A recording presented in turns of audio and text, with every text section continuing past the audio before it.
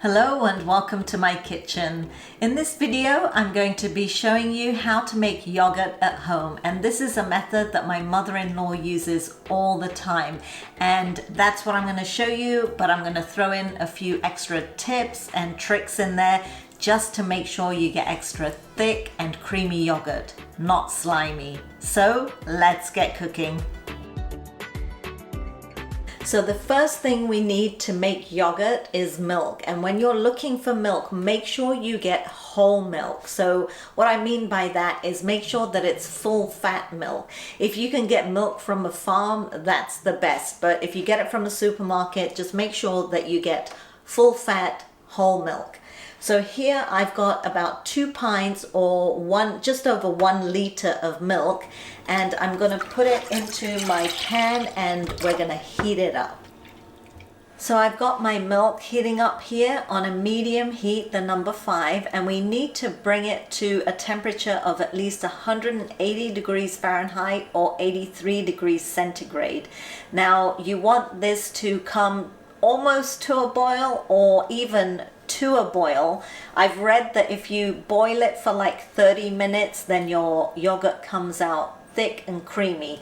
So just make sure that it's heated up really well. So if it comes to a boil, that's okay, but don't not bring it to temperature.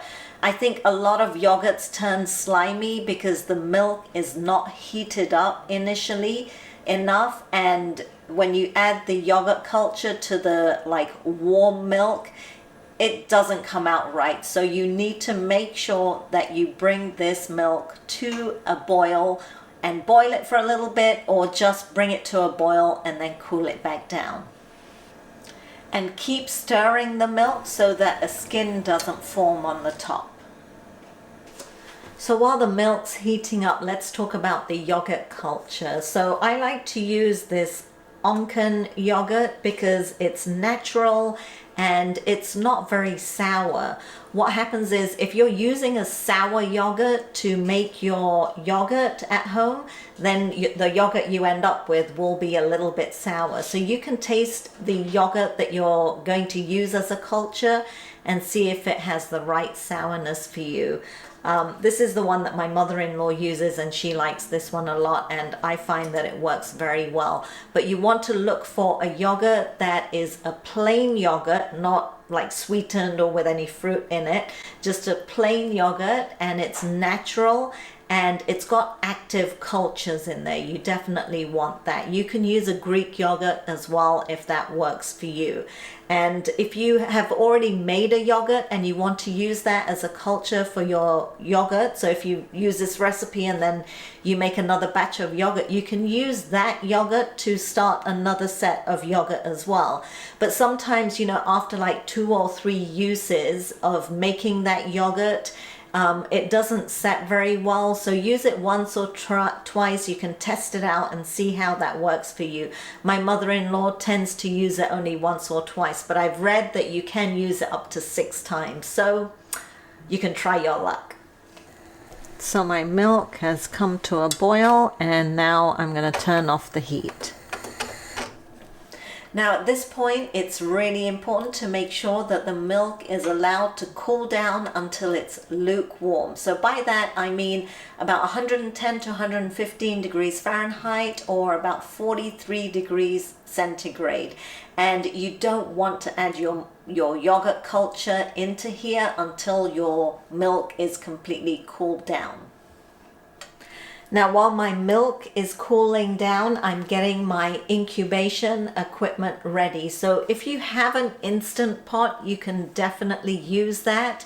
I do have one, but I want to show a different method just in case any of my viewers don't have an instant pot. So I've just got a regular large saucepan here with a lid, and I've got a smaller glass container with a lid also. And what we're going to do is we're going to put the milk and yogurt mixture into this bowl and then cover it and then put that into this saucepan and surround it with some boiling water so that the yogurt mixture can incubate, and then we'll pop this into the oven to do its thing overnight. So my milk has cooled to lukewarm temperature, and I used a cold water bath to expedite that process, so you can do the same if you're in a hurry. So now that this is cooled down, we're going to add our yogurt culture, and I've got a 500 gram or 500 ml container of natural yogurt here. So I'm going to add about half of that, so 250 ml for 2 pints or about 1 liter of milk. And I'm using a whisk to just break up the lumps. Then we're going to carefully pour the milk and yogurt mixture into our glass container. Loosely cover the glass container and put it inside the large saucepan. And we're going to surround the glass container with boiling water. And there's got to be enough water in there to make sure that it covers up to the level of the milk. Then cover the saucepan and put it into the oven to incubate. And notice my oven is not on.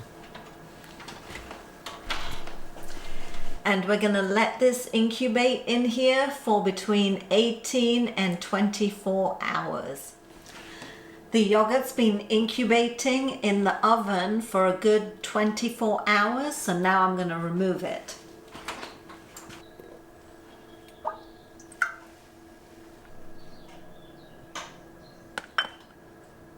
So I can smell the sourness of the yogurt. It smells really good. And if you look at it closely, some of the moisture has separated as well. So that's fine.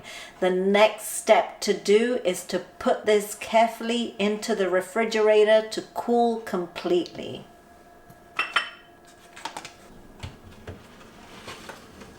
Now, when you're making yogurt, the cooling process is as important as the incubating. So once it's done incubating, make sure you let it cool completely. So I'm going to let that sit in there until tomorrow.